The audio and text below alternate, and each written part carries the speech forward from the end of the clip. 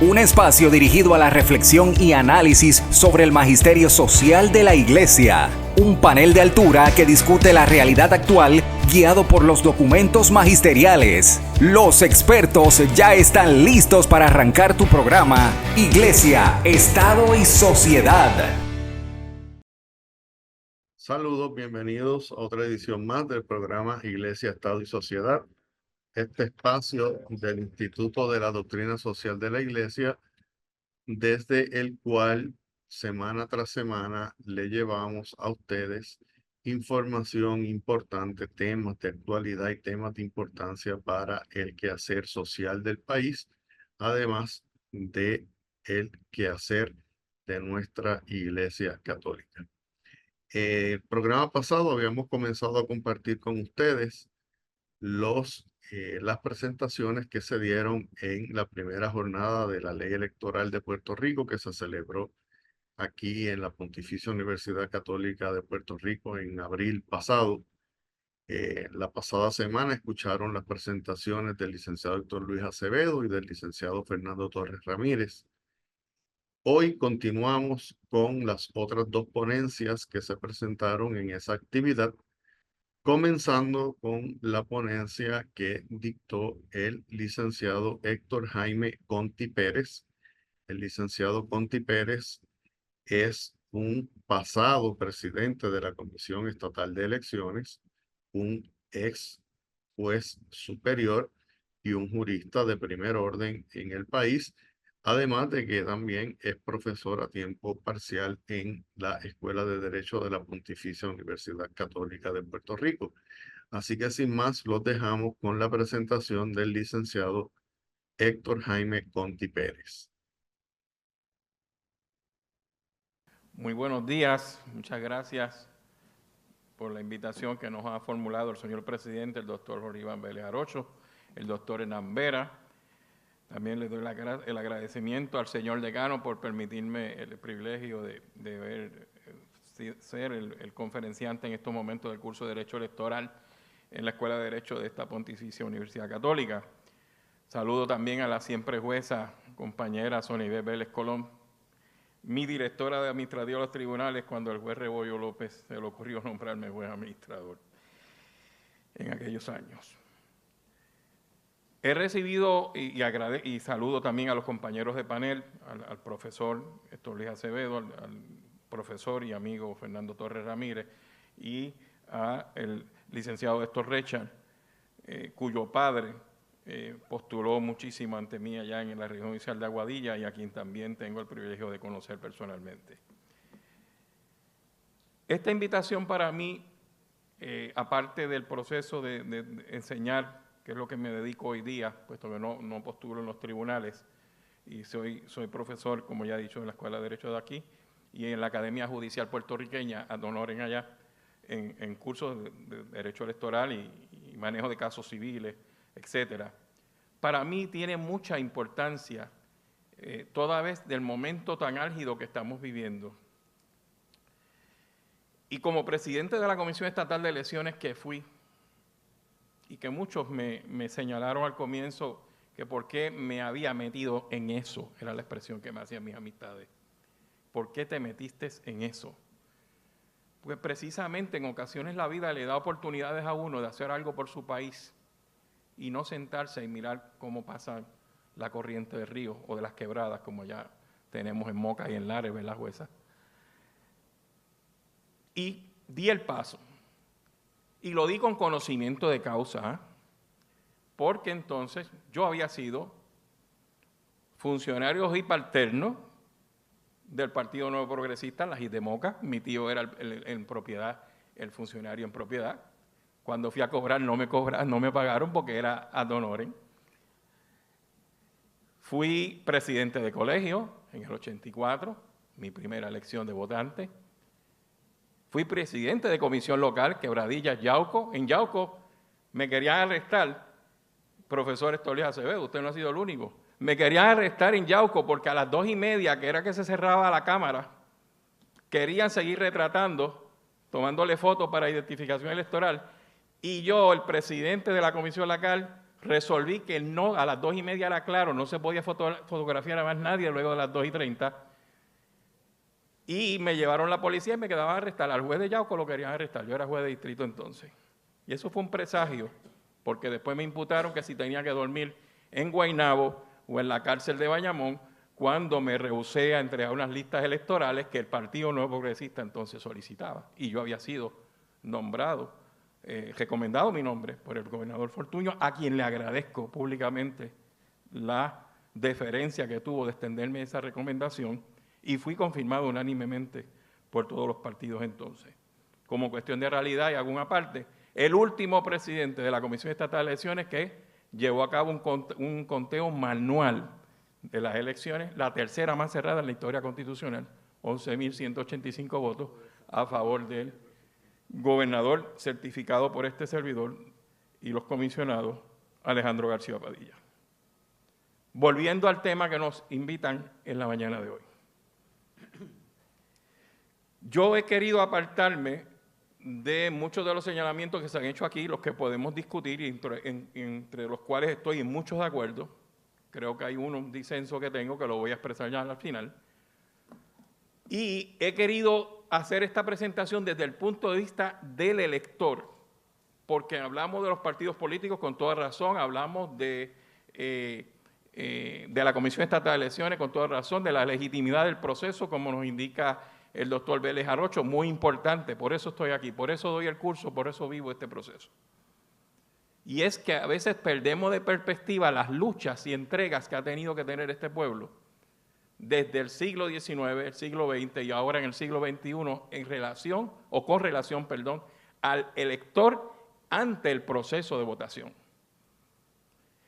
Recordarán que para principios del siglo XX solo votaban las personas que tuvieran propiedades o que pagaran contribuciones, que tuvieran mayor de 21 años y que fueran masculinos, sexo masculino. No votaban las mujeres, no votaban las personas que no supieran leer y escribir, no votaban las personas que no pagaran contribuciones, no podían votar. No fue hasta el 1917 que en un tranque para la aprobación de la ley Jones, entonces se autorizó votar a las personas que tuvieran propiedad, pero seguían sin votar los que no sabían leer y escribir, ni las mujeres, ni las personas menores de 21 años. Ahora bien, este trasfondo que estoy haciendo, he tomado muchos datos de la obra del distinguido profesor mayagüezano, don Fernando Byron Toro, que en paz descanse, de su obra Historia de las Elecciones y Partidos Políticos. Y doy el crédito porque para mí es muy importante en un aula escolar que cuando uno hace acopio de alguna información, uno tiene que dar el crédito de la fuente que uno está expresando. Y en ese sentido continúo señalando que en el 1919 se enmendó la ley electoral de 1919 en el 1929 para concederle el derecho al voto a la mujer, algo que había pasado el 26 de agosto del 1920 mediante la enmienda 19 de la Constitución Federal. ¿Qué ocurrió en Puerto Rico en las elecciones de 1932, que eran las próximas? Porque ya se votaba cada 4 años, antes era cada 2 años, antes de la ley Jones. ¿Qué ocurrió? Que no podían votar las mujeres que no supieran leer y escribir, que no tuvieran propiedad, no tuvieran contribuciones. Por lo tanto, el grupo de personas, de electores hábiles y activos que podían votar, aunque aumentó, no fue significativamente. ¿Hasta cuándo? Hasta que en 1936, mediante una enmienda a la ley electoral, se trae a Puerto Rico, se adopta, mejor dicho, el sufragio universal. Y en ese sentido, en cuanto al derecho del acceso y de extender el campo de población que podía ser certificado o validado como elector activo, sí crecimos y fuimos vanguardia en el 36. Sin embargo, debo señalar que existía una situación de fraude imputado en las elecciones de entonces que trajo, lamentablemente, pero en aquella ocasión debo reconocer que en el 1936 sí era necesario traer el colegio cerrado y eliminar el colegio abierto que existía desde el 1906 hasta el 1936, por las imputaciones de fraude, que más que imputaciones eran algo y fueron algo muy serio. Continuando con ese breve trasfondo, luego del sufragio universal, Ahora solo teníamos las restricciones de que tenía que tener el elector mayor de 21 años y capacidad legal. Esta restricción, 21 años de edad, fue reducida en el 1970 y ahí nos adelantamos al proceso de Estados Unidos. ¿Por qué? Porque en Estados Unidos se llevó el caso de Oregon versus Mitchell, que entonces resolvió que se podía votar a los 18 años. Recuerden que decía, si tienes 18 para morir en la guerra, tienes que tener 18 ¿para qué? Para votar. Eso venía de la guerra, de la Segunda Guerra, de la Guerra de Corea, de cual siento honrado de ser hijo de un borinquenier, mi padre, que en paz descanse, de la guerra de Vietnam, y ahí surge el caso de Oregon versus Mitchell. Nosotros, mediante ese referéndum y con el favor del gobernador don Luis Aferré, que en paz descanse, y del profesor Rafael Hernández Colón, el gobernador Hernández Colón, que también favorecieron la enmienda, logró ganar 52% a 37, a 38 por ahí, y de ahí entonces existe el votar a los 18 años de edad cumplido en o antes del día de la elección, 5 de noviembre de 2024 en esta ocasión. Otra situación que surgió y es el colegio cerrado. Ahí tuvimos la primera reforma electoral de Puerto Rico, por decirlo así, luego del proceso que traía aquella ley electoral del 1919 y que fue sucesivamente enmendada hasta el 1965, cuando en el 1 de febrero de 1973, y ya se ha dirigido el profesor Héctor Luis Acevedo sobre la misma, se aprueba el Código Electoral de Puerto Rico y se trae un tribunal electoral. Y en palabras del profesor Byron Toro, por primera vez Puerto Rico cambia de un sistema contencioso político centralizado, que es el que ahora mismo tenemos con la comisión, a uno contencioso jurídico. Eran 3 jueces, era un sistema un tanto novel en Puerto Rico, ciertamente nunca había existido un proceso de tribunal electoral, fue la única ocasión. Fueron 3 años que duró, corrió la elección del 76 sin mayores problemas, aunque el resultado fue uno amplio, ¿no? También. Pero no podemos decir nada más que la experiencia que fue una muy corta. Sin embargo, algo que tocó el profesor Torres Ramírez, en ese código electoral del 1973, se trae por primera vez a Puerto Rico, se adopta la Carta de Derechos del Elector y se le extiende y ha seguido y ha mejorado aún en el código actual. Oigan, que tiene muchas críticas en las cuales yo no voy a entrar mucho hoy, porque yo quiero aquí hablar del acceso del elector al proceso de votación y estipulo las críticas. Algunas podemos estar de acuerdo, otras las vamos a ver ahora. Pero esa Carta de Derecho al Elector que se trajo en el 1973 fue una de vanguardia, hoy día la tenemos, ha sido validada por el Tribunal Supremo de Puerto Rico en la década del 70, creo que el caso es PCP versus GELA, no sé, o versus Comisión Estatal de Elecciones, no recuerdo mal. Y es una de vanguardia muy importante. ¿Por qué? Porque permite y estatutariamente concede una acción legitimada, causa de acción, al elector para en la retahíla de numeración que se hace. Hoy día son 17, creo que inicialmente eran 11 aspectos en que se podían entablar casos electorales. Y eso es muy importante porque el elector puede validar el proceso suyo y empoderarse de eso. De hecho, hoy día, creo que es la número 14, el inciso 14 del artículo 5.1 nos habla de que el elector tiene derecho a exigir que en el proceso mecanizado se le garanticen sus derechos. Y está ahí establecido en el código. Soy sumamente claro en lo que estoy señalando. El código actual tiene unas situaciones que ya dije, hay que verlas. Pero en cuanto a tecnología, este servidor se enfrentó en el 2011 y 12 a un trabajo arduo de consenso con todos los partidos, 6 partidos políticos, ¿oyeron? 6 partidos políticos. Todos los días, 3 años luchando por el escrutinio electrónico. En marzo del año electoral tuve la mala suerte, por decirlo así, no mala suerte, sino la circunstancia histórica, no creo en eso de la suerte, la circunstancia histórica de que uno de los partidos se retira del proceso. Mi obligación es resolver como presidente. El presidente, para los que no lo sepan, representa el interés público. Allí yo no era el expresidente de la Juventud PNP de Moca. Allí yo no era el funcionario del PNP en Moca. Allí yo era el presidente de la Comisión Estatal de Elecciones y representé el interés público hasta la última gota de sangre que corre por mis venas. Lo digo de frente mirando a mi esposa que me acompaña en esta mañana.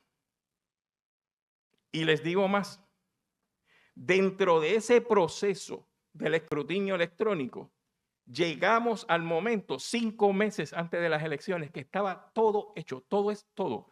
Ejercicio de práctica, validación de sistema, compañía seleccionada, con todas las certificaciones del Electoral Assistance Commission, con todos los requisitos de ley. ¿Pero qué pasó? Existía una cláusula contractual que no podían cumplir de alguna forma y ante todas, ustedes no se imaginan las presiones que tiene un presidente. No estoy hablando de llamadas porque yo no tenía llamadas y eso lo saben los que trabajaron conmigo. Las presiones en términos de un requerimiento de ley, de incumplir con una ley, es lo que me estoy refiriendo y lo hago bien claro. 5 meses antes tuve que tomar esta determinación que comparto con ustedes. O firmo el contrato y luego de las elecciones me tengo que ir para Brasil, donde no hay extradición, creo, o Italia. Italia quizás por mi ascendencia quizás sería favorable.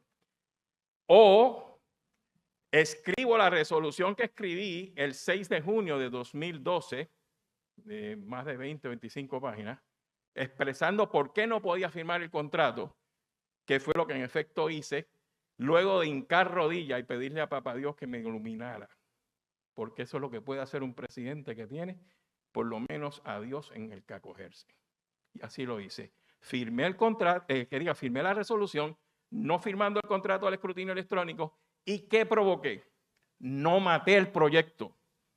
Porque si yo llego a firmar aquello 5 meses antes, todavía me estarían persiguiendo a mí en toda Latinoamérica. ¿Qué ocurrió? Independientemente de lo que ocurrió después con los presidentes que vinieron, el profesor Ángel González Román de aquí o la licenciada Laisa García, lograron ya en el 2016 llevar a cabo el escrutinio electrónico y que Puerto Rico tuviera un sistema de escrutinio electrónico que validó la elección del 16, que validó la elección del 20 y que no permitió que ocurriera lo que yo vi con mis propios ojos, y creo que algunos de ustedes también. El día del cierre del evento, que es el día que termina la votación, la senadora María de Lourdes Santiago, aproximadamente cuarta o quinta, 11,000 votos menos que lo que al final del escrutinio sacó. Eso, el escrutinio electrónico no lo permite. El señalamiento que hace el profesor Estorlis Acevedo, lo tenemos que mejorar. Esa interacción del elector con la máquina del escrutinio hay que mejorarla. Lo reconozco, hay que mejorarla. Hay que validar la intimidad y esa secretividad del voto. Pero yo fui presidente del colegio y recuerdo cómo los del otro partido cogían los viejitos y también y uno se oponía y todo y se formaba la guerra en el colegio. Que eso es trasladado a la máquina de escrutinio. Tenemos que salvar esa situación, lo reconozco. Pero el escrutinio ha validado incluso hasta el conteo del write-in, de la nominación directa. ¿Cómo? Advirtiendo que hay alguien escribió y que eso va a una bóveda de la urna electrónica y se determina después en el proceso de escrutinio cómo contabilizarlos. Y vean el caso de Guánica. Ahí lo tienen. Que se validó afortunadamente la jurisprudencia del caso de Santos de la década del 70 allá en Barranquita o Bonito, no me acuerdo del pueblo bien. Gracias. Para finalizar, pues me dicen que me quedan 2 minutos. Innovaciones del código actual. El registro electrónico de electores. Ya yo entré y yo soy un dinosaurio en la tecnología. Pero ya yo entré y actualicé mis datos y tiene mi correo electrónico. Mi hija de 21 años me auxilió, mi hija menor. Y lo pude hacer. Ella me dice, no, ahora tú entras, tú sigues. Y lo hice solo, sin la ayuda de mi hija. Ella me dijo cómo entrar a la aplicación. Y lo pude hacer, es amigable. El Electronic Poll Book, para finalizar, profesor Vera, deme un minutito, por favor. El Electronic Poll Book, una recomendación nuestra del 2012, igual que el registro electrónico. ¿Qué ocurría? El alegado manejo de lista, que es lo que se estaba refiriendo el profesor Y le adelanto, profesor, no sé si le recuerdo, que unos casos que este servidor había referido antes, sí tuvieron convicciones del área sur y del área metropolitana. Hubo convicciones por primera vez en la historia reciente de la Comisión Estatal de Elecciones. No me siento orgulloso de eso, pero sí les puedo decir que tuve que presidir el único escrutinio institucionalizado de una primaria de los dos partidos, PNP y PPD. Metí la comisión en la primaria PNP y en la primaria PPD y saneé el proceso y salvamos el proceso desde el punto de vista de hacer cumplir la voluntad del pueblo, con sus sombras y sus luces. Y para finalizar, créanme, ser presidente de la Comisión Estatal de Elecciones es una de las cosas más difíciles que le puede ocurrir a un ser humano. Le agradezco a esta señora que está aquí, mi señora esposa, que y nuestra familia, sin su apoyo y respaldo, igual que lo tuvo usted, profesor, en aquel momento, yo lo veía por televisión siendo un niño en Moca. Completamente innecesario. Tenía 16, yo tenía 16 años, creo. Y recuerdo, me venía a la mente cuando me dijeron, ¿duermes en Guaynabo o duermes en Bayamón? Yo voy a dormir en Moca, dije, porque yo voy a hacer lo correcto. Gracias a Dios, sigo durmiendo en Moca. Buen día. Hemos llegado al momento de la pausa. Esperamos que hayan disfrutado de la presentación del licenciado Héctor Jaime Conti Pérez. Al regresar, escucharemos la conferencia que dictó en la misma actividad el licenciado Héctor Reichard. El licenciado Héctor Reichard es un pasado, un jurista de primer orden en el país y pasado secretario de Justicia, precisamente durante el cuatrienio en que se estuvo redactando la ley electoral del año 1983. Así que escucharemos lo que él tiene que decir sobre el tema. No se retiren, que en breve regresamos a Iglesia, Estado y Sociedad. Iglesia, Estado y Sociedad. Bienvenidos a este segundo segmento del programa Iglesia, Estado y Sociedad. Como les dije antes de irnos a la pausa, vamos ahora a escuchar la ponencia que dio el licenciado Héctor Reichard en la pasada jornada de la ley electoral de Puerto Rico que se celebró aquí en la Pontificia Universidad Católica de Puerto Rico hace unos meses. Sin más, los dejamos con la presentación del licenciado Héctor Reichard.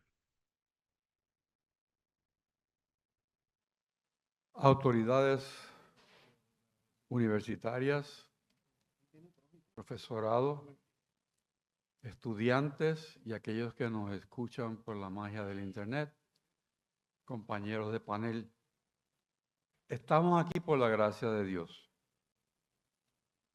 Preparándome para participar en esta actividad que se me ocurre conceptualizar como el estado del cuarto poder en Puerto Rico, con miras a las próximas elecciones, hosteamos el sistema electoral vigente mientras recordamos el pensamiento ostosiano sobre el tema. De esa mirada surgen varias ideas y señalamientos generales, al igual que un llamado al país y a sus líderes. Este proceso de preparación me llevó a los años de niño, de adolescente interesado en las cosas que ocurrían alrededor de las elecciones en Puerto Rico, las manifestaciones que hoy en día se le llaman marchas, canciones y grandes acontecimientos multitudinarios, asambleas, y recordar que en esos tiempos la congregación de la actividad política estaba en las plazas y estaba en los teatros. Y había grandes oradores y fogosos mensajes pronunciados, digamos, por don Miguel A. García Méndez del Partido Estadista, don Gilberto Concepción de Gracia del PIB y don Luis Muñoz Marín de la Pava.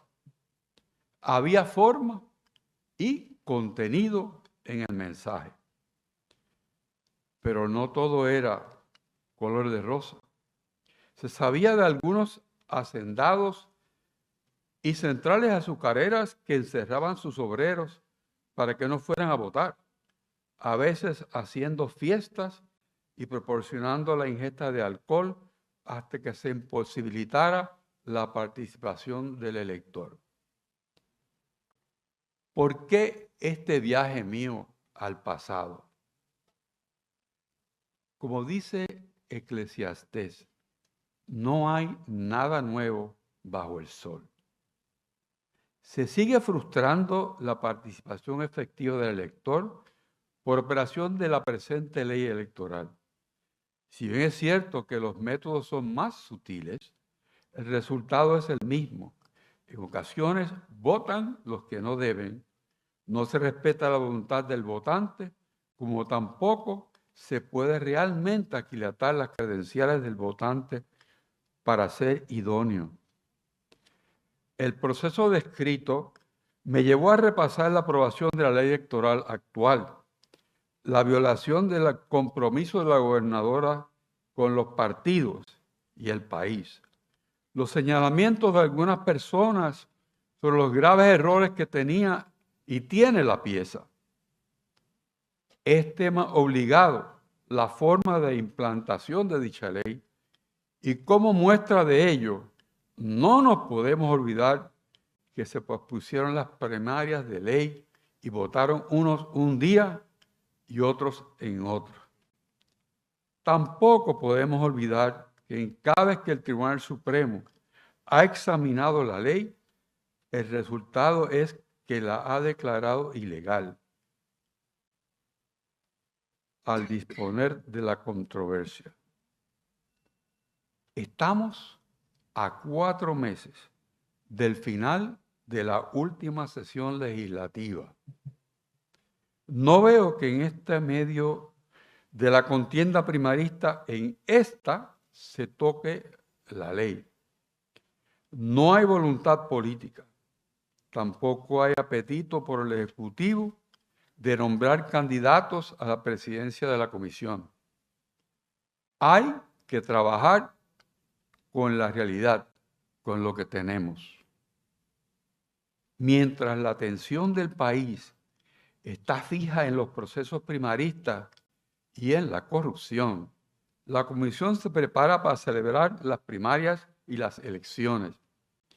Esta preparación incluye manejar las innovaciones que presenta la utilización de la tecnología y además dar paso a una población de casi 1 millón de votantes al voto por correo y adelantado. Casi 1 millón de electores. A mi ver, ese es el mayor reto y preocupación al enfrentarnos al proceso, especialmente con la mala experiencia habida en las pasadas elecciones con relación al voto por correo. La ley no ofrece garantías para que ese voto sea idóneo ni para cuestionar ello. Pueden votar personas que no son electores bona fide en suficientes números para afectar la validez de alguna de las elecciones. Esto es una posibilidad real. De los resultados habidos en la última elección y la existencia hoy día de 5 partidos y un número significativo de candidatos independientes, me parece que la gobernación se podría ganar con alrededor del 30% de los votos a emitirse. Y los casi ganadores estarían por ahí más o menos.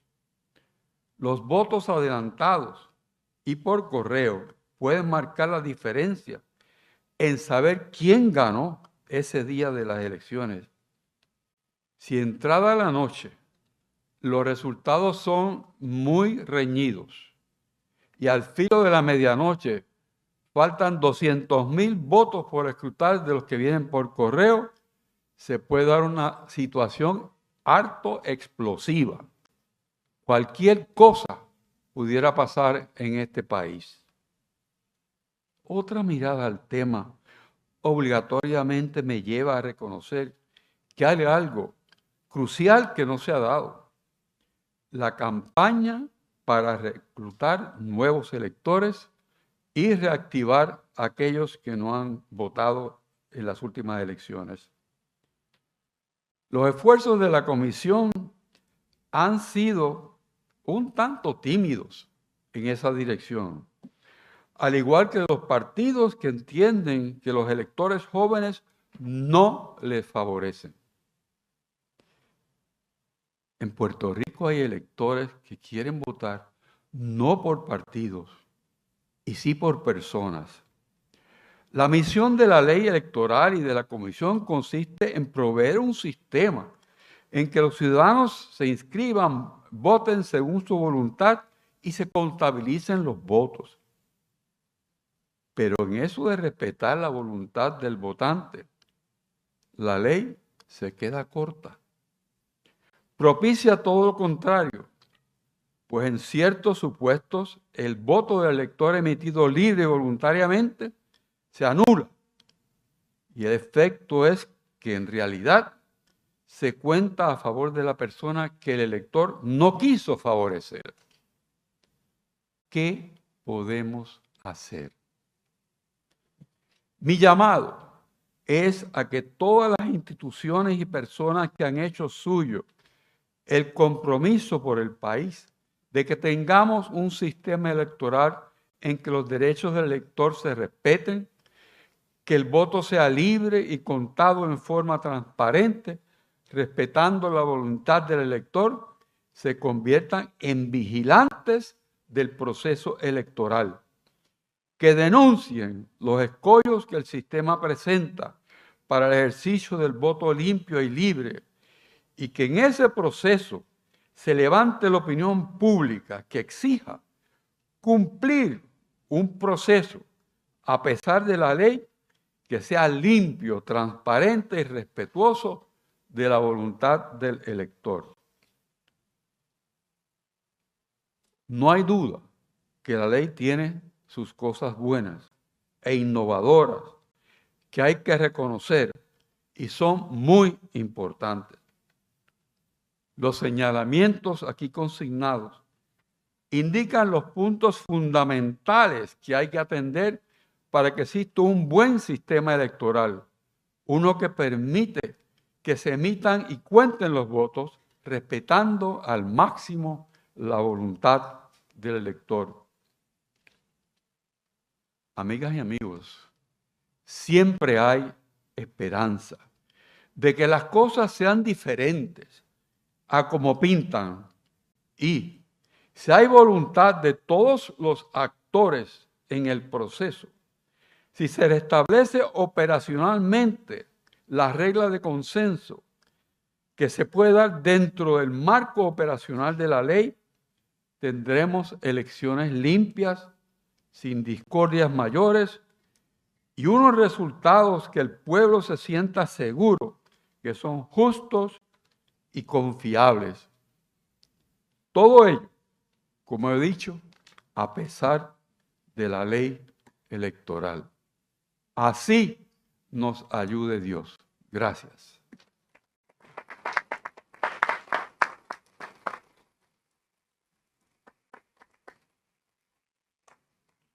Muchas gracias a cada uno de los panelistas. Yo creo que sin ponerse de acuerdo cubrieron diferentes aspectos desde el desarrollo histórico que un poco nos trajo el profesor Héctor Luis Acevedo y la importancia de la pureza de los procesos electorales para nuestra democracia.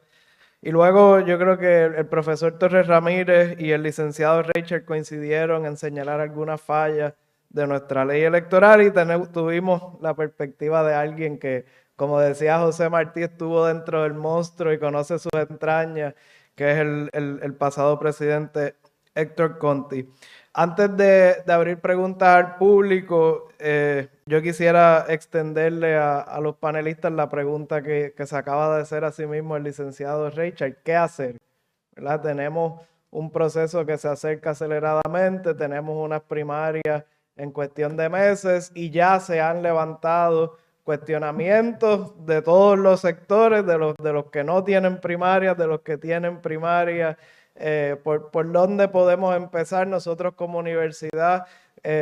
¿Cómo podemos insertarnos en esta discusión y proponer alternativas?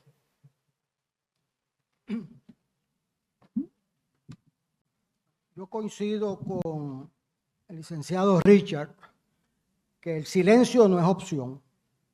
O sea, la universidad ha contribuido a que se cuenten los votos como se emiten.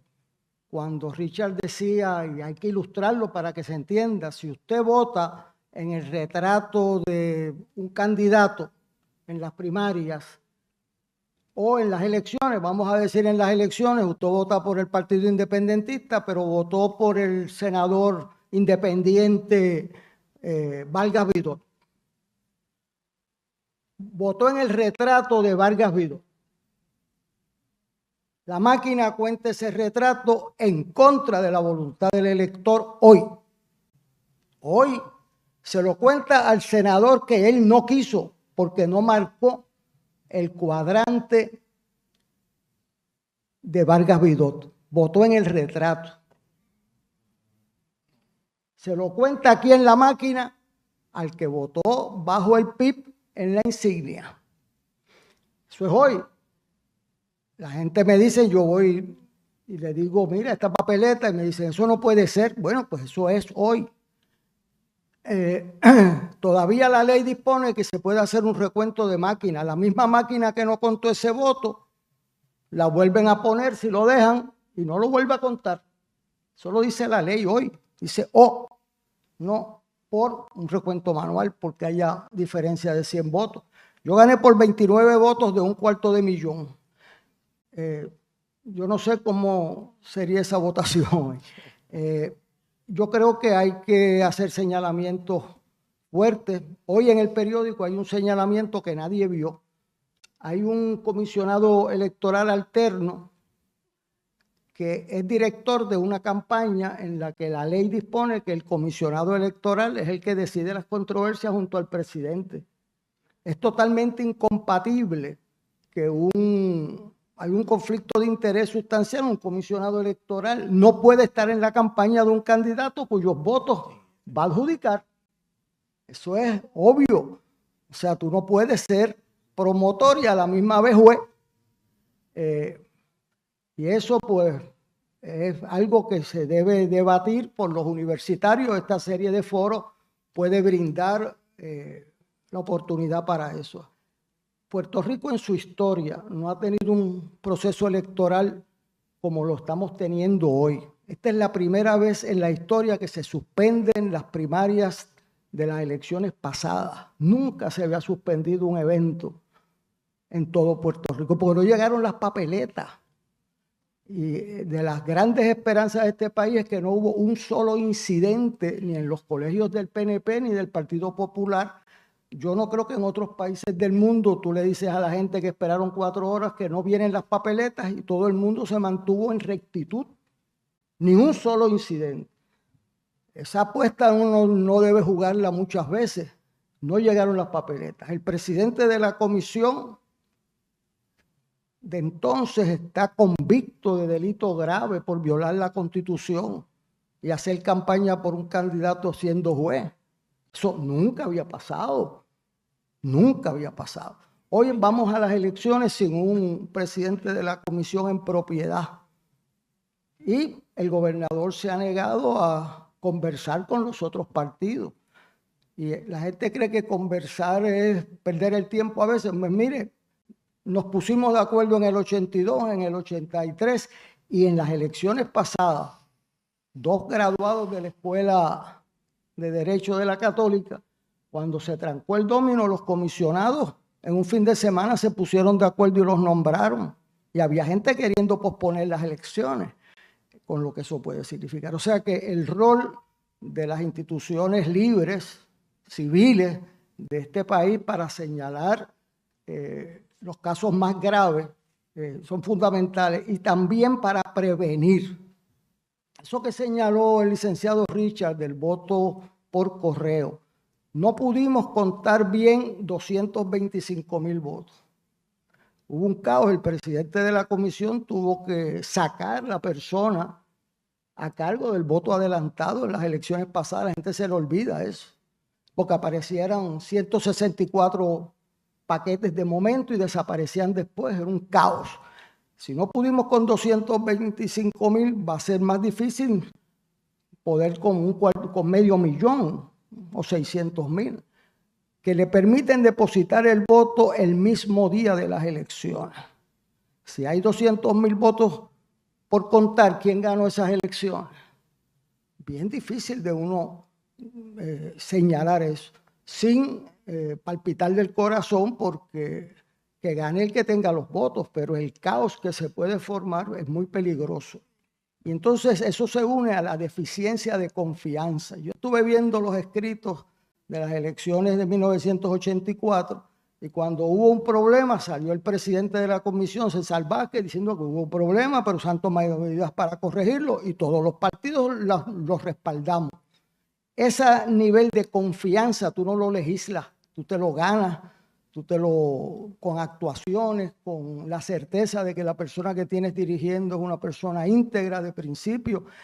Y yo, cuando fui a votar por César Vázquez, que era abogado del PNP, dije, bueno, yo prefiero una persona, dije, que esté claramente identificada con principios a uno que esté dudoso y no esté seguro de sus principios. Eso yo lo he vivido muchas veces, porque empezando con Cupril, Bedaval, o sea, Virgilio Ramos, pues entonces, y otras personas que he conocido, personas que tienen su ideología, pero son sobre todo seres libres e íntegros. Y eso no se compra en Walgreens, ¿sabes? Eso es una forja de una vida entera, en principio, sean religiosos, de convicciones seculares, pero personas serias. Y los hay en todos los partidos. El problema es dónde están. Y eso, la actuación de los universitarios, de las instituciones, de dar foro y voz a elementos críticos de ese sistema, es algo útil, está en la radio, en la televisión, pero hay que escoger los más principales. Yo todavía tengo esperanza en que la gente hablando se entiende, y si son gente que tienen ciertos principios, pues se entienden más rápido. Nadie nos daba oportunidad de ponernos de acuerdo en 1981. Yo no me recuerdo un solo programa de televisión o radio, uno, que dijeran se van a poner de acuerdo, esos tipos están matando ahí. Como el que está al frente de los problemas los conoce bien, nos pusimos de acuerdo y no fue fácil, pero hay lealtades superiores a las inmediatas y de eso se trata la universidad. Muchas gracias. Profesor Conte. Sí, dos aspectos breves. En relación a lo que plantea el profesor en cuanto al escrutinio electrónico, es bueno conocer que el elector, al interactuar, es decir, al ir con las papeletas a la urna electrónica, al escáner, tiene una oportunidad que no tenía en el proceso tradicional, convencional, y es que la máquina le advierte si está haciendo la marca que señala el profesor, y en muchas ocasiones ocurre, está haciendo un voto que no es correcto, la máquina se lo devuelve. Si vota de más, por más candidatos a los que pueden, la máquina se lo devuelve. Si vota por menos, la máquina le devuelve la papeleta y le da la oportunidad de decir eso, en otras palabras, o sea, ¿eso es lo que usted quiere hacer? Sí, pues entonces la máquina, le entra la papeleta y la máquina la va a contabilizar en la forma en que está programada, obviamente.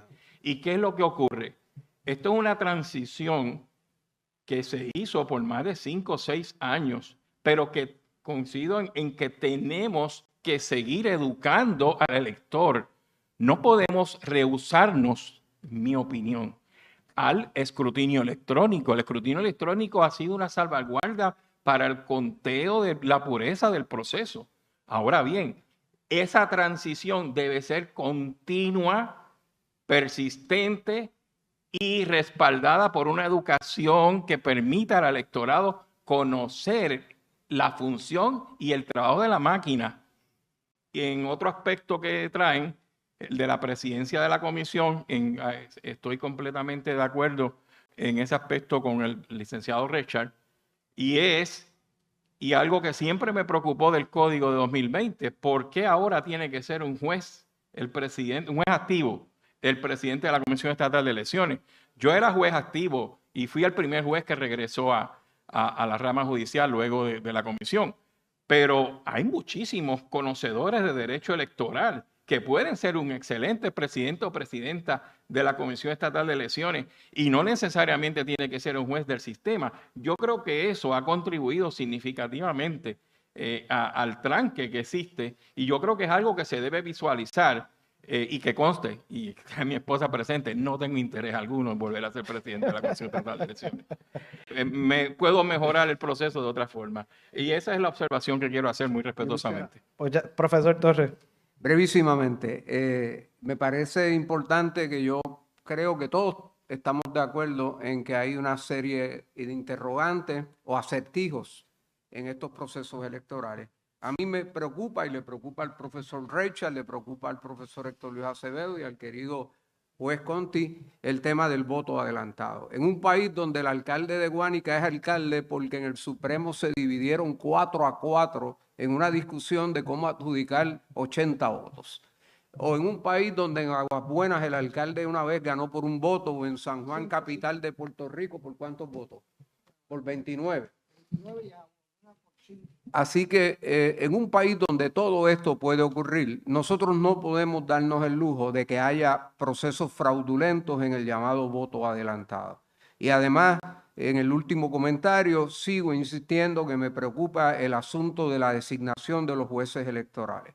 Aquí yo trabajé en el Centro Judicial de Ponce y todos sabíamos que en el 5º piso había un juez que no podía haber juicios por jurado, y cada vez que un abogado le pedía un juicio por jurado, aquello era un desastre. Y el año 2012 yo tuve que representar al Partido Popular en un procedimiento electoral por sorteo ante un juez de la Sala de Menores de San Juan. Y no era evidente que ese juez no había estudiado la ley electoral. Yo respeto la judicatura. Yo fui juez 20 años. Aprendí del juez Capella a Capella en Aguadilla que la gente se pone en este trapo negro por encima, y los que nos respetamos tratamos de ponernos al día, de estudiar, pero uno sabe que los procesos de designación de jueces ya no son como antes. Y me preocupa que la selección de los jueces que van a ver casos electorales de naturaleza civil o penal sean escogidos por sorteo. Licenciado Richard, ¿algunas reflexiones finales? Sí, yo veo que no hay espacio para cambiar lo que existe y que hay que trabajar con lo que tenemos. ¿Y qué podemos hacer en esa dirección? Es lo que expresé. Nosotros debemos convertirnos en una persona que señalan ruta, crear opinión pública, educar. Si estamos hablando que los electores no son duchos en manejar el sistema electrónico de votar, pues vamos a capacitar a los electores. O sea, hay mucho que podemos hacer, que pueden ser curitas, pero quizás puede ser un poco más, porque una persona informada puede informar a otros. O sea, podemos prender la llama de la información. Y también unas llamadas a las personas que participen en los procesos en la comisión, a dejar los lastres que tienen y vayan a la mesa bien intencionados y generar un consenso. Yo no sé por qué no. Si el país estuvo trabajando por consenso tantos años, ¿por qué no lo puede hacer ahora? Así que yo siempre soy el optimista y me parece que todo se puede hacer. En la medida en que nos esforzamos por hacer algo, vamos a lograr que es mejor que lo que tenemos ahora. Muchas gracias. El tiempo nos traiciona. Hay unos compromisos con la prensa que están esperando a los panelistas. como anuncié al principio, este es el primero de una serie de foros y entiendo por lo que se ha discutido aquí que hay tela para cortar en cuanto al tema del voto adelantado, en cuanto al uso de la tecnología, la que ya existe y la que debería existir y la que deberíamos usar de cara al futuro, y tal vez plantearnos algunas enmiendas constitucionales para que no quede en manos de la legislatura y de la mayoría de un partido o de otro enmendar el código electoral cada cierto tiempo.